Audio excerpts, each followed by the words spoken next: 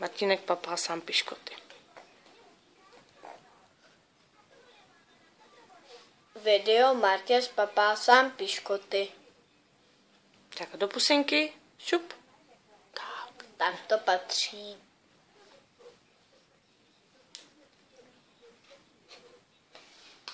To malinký, ne? Počkej. Tak, jak papáš ukáž. Mňam.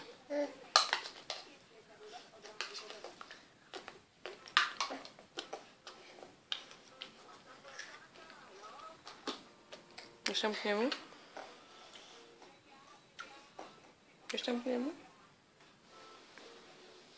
Šleme to pak babičce. Máš já nekravní. Jáž blbosti. Hop.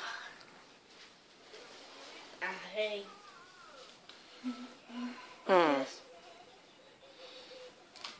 Se brácha rozesměje.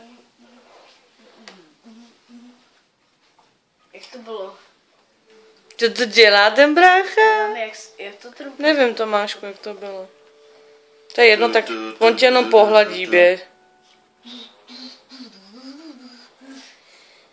Co ty, babínko? Dneska se tomu nesmějeme. Jo.